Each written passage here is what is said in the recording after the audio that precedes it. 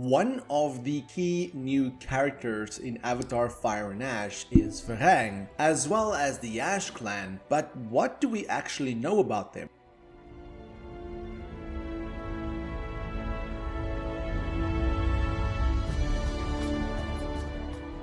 Avatar Theory here, hope you're doing well and having a fantastic day. And throughout the time leading up to the release of the first trailer to Avatar Fire and Ash, we got a lot of concept art about Varang, her night wraith, the Ash village, and some additional detail thanks to Empire magazine. So in this video I basically want to talk about everything we know up to this point about Varang, the Ash clan, and also the fact that the Mangquan, which is what they're actually called, were referred to in a comic book even before we got the title to the third Avatar movie. Firstly, looking at Varang, she is not like the other clan leaders we've met in the Avatar saga, where Ola Ektan rules through tradition, wisdom, or spiritual guidance. Varang rules through resilience, rage, and survival. She didn't inherit her position, she earned it in fire. She even sees herself as the hero to her people. After a volcanic eruption devastated the Mangquan's homeland and destroyed their home tree, their entire way of life collapsed. Their connection to Awa, spiritual and physical, was burned away.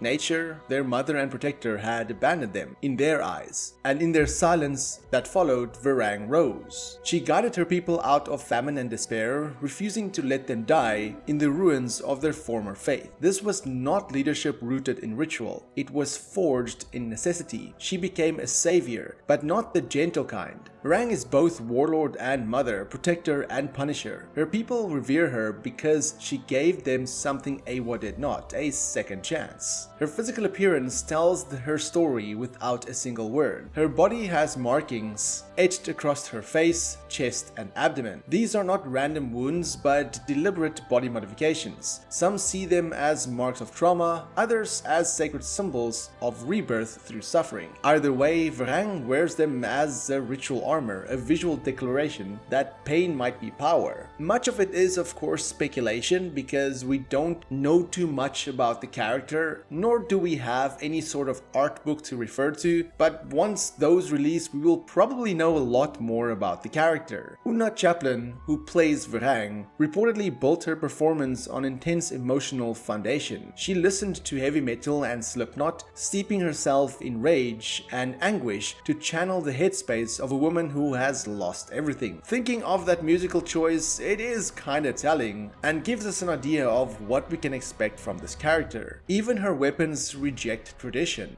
We see at one point Varang wielding a flamethrower, a brutal human weapon used by the RDA. It symbolizes everything the Na'vi were never supposed to become. Where Neytiri wields her bow, Varang wields, well, flame. It seems like she has this idea of not just burning her enemies, but burning their gods as well. Then there's the Night Wraith. Unlike other Na'vi leaders, Varang doesn't ride an Ikran. She alone seems to ride the Night Wraith, a bone-winged aerial predator, which at this point we also know very little of. Concept art depicts this beast as a skeletal, fierce, but built for war creature. The design team jokingly nicknamed it Ashley, but there's nothing cute about it. The Night Wraith is a living weapon, and Varang is its only master. So Halu still connects her to it, but the bond is about domination, not harmony. Awa didn't gift this creature to her, she claimed it. And finally there's the matter of the Qs, or Kurus. One image depicts Varang's Kuru as a weapon, as you can clearly see spikes coming out from the sides, clearly going against the way of the Na'vi. And although I've theorized and speculated before that she may wear Kurus from her victims almost like trophies, as depicted by concept art, this has not been confirmed yet, but honestly it will add so much to her character and would make sense considering in Fire and Ash we will see Na'vi fight Na'vi, even though at one point it does seem like Varang is teaming up with Quaritch and the RDA. It is likely how they get their weapons, but Varang probably only cares about her clan and nobody else.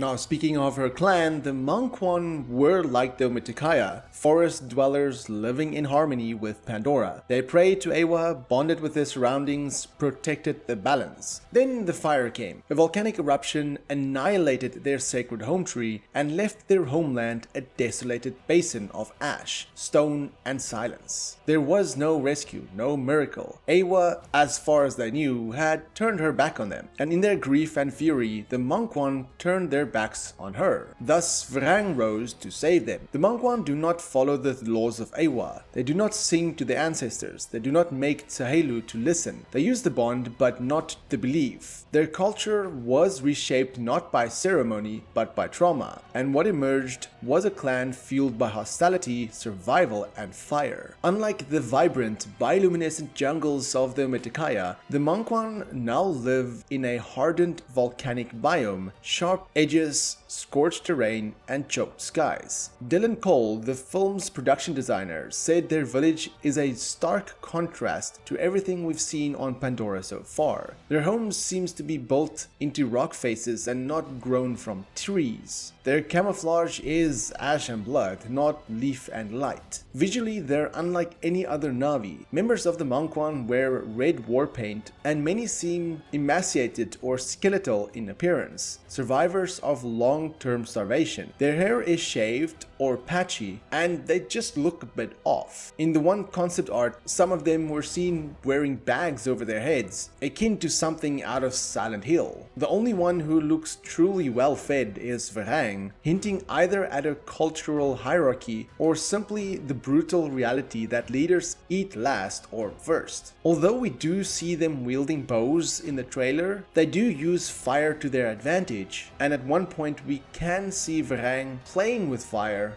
likely using some liquid to manipulate the element, thus using it to their advantage. They also seem to obtain human weapons through some sort of alliance with the RDA, which goes against the traditions of Na'vi. And fire is important to the Ash clan. It's a cleansing, a rebirth of sorts. But what truly sets the Manquan apart is their reputation as a refugee for outcasts. In Avatar: The Next Shadow, the exiled Na'vi, Artsut, and Ateo seek out the Manquan, believing they'd be accepted despite having attempted murder. The implications is chilling. The clan welcomes those no one else will. Murderers, exiles, traitors. Where Ewa's laws says no, Varang essentially says yes. And in this, their history parallels an earlier crisis. Roughly 3,000 years before Jake Sully's arrival, Turuk the First Flight tells us the Tree of Souls was nearly lost to a volcanic eruption. That disaster, too, could have turned a clan away from Ewa, but in that case, the clans united. The first Turuk Makto was born and balance was restored. The Manquan represents the road not taken. They are what the Metkayina could have become had they failed. Even their name is a break from tradition. Manquan is not proper Na'vi. The KW consonant cluster doesn't exist in the language as constructed by Paul Fromer. He acknowledged the anomaly and stated it will be addressed. Whether it's a foreign word, an adopted human name, or a deliberate cultural rebellion, it fits the clan perfectly. They are, in every way, a fracture in the harmony of Pandora.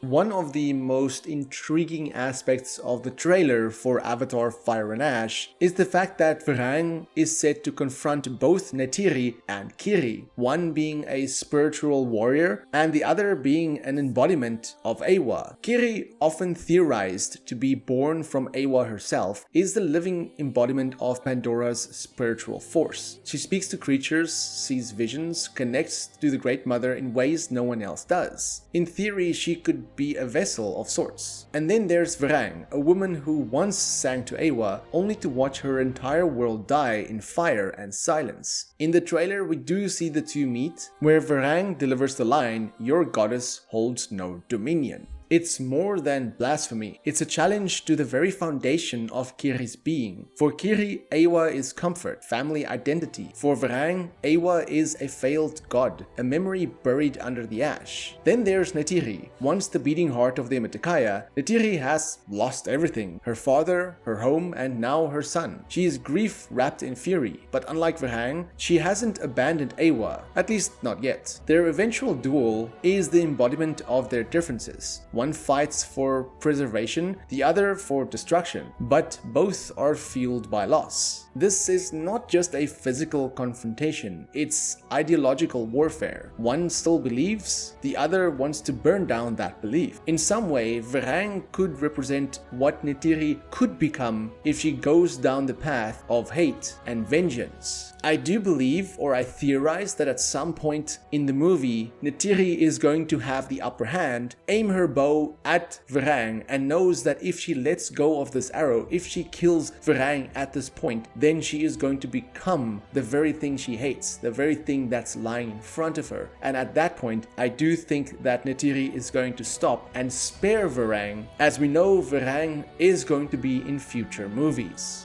James Cameron himself has made it clear that Varang is here to stay. She isn't a one-film villain. She plays a pivotal role in Avatar Fire and Ash, but will appear in Avatar 4 and 5 as well. Even on the Avatar website, if you look at future movies, Una Chaplin is set to appear in those, although how big her role will be is still yet unknown. That could mean that the Mangkwan are more than just a tragic footnote. They could be a growing threat, or perhaps a crucial turning point for the saga. We know they will align with the RDA at some point as hinted at in the trailer, but will that alliance be a short-lived one, or will it last over a couple of movies? Maybe Varang might even pull other Na'vi into her clan. Maybe, due to the alliance with the RDA, the Mangkwan uses their weapons and becomes so powerful that even the RDA cannot stop them, causing an even bigger threat to Pandora. Of course, that is just speculation. The big question, of course, is could Varang be redeemed? Could she ever reconnect to the Great Mother? We simply don't know. One thing is certain though, they are here to stay. So I am curious how Varang and the Mangkwan will play out in the rest of the saga, but I am really excited when we eventually learn more about the clan and Varang through art book, guides, and character breakdowns, as we will likely learn in the upcoming months. And that's pretty much it. That is everything we know so far about Varang as well as the Mangkwan, better known as the Ash Clan. And like I said, probably in the coming months we'll know a lot more about the character, the clan, and maybe some individual things that we simply don't know yet. But what I would like to know from you is, what are you most excited to see about the Mangkwan and Varang? And do you feel there is any information I missed or stated incorrectly? Let me know in the comments below, and for more Avatar content, have a look at the rest of my channel. Until next time, have a fantastic day and stay safe.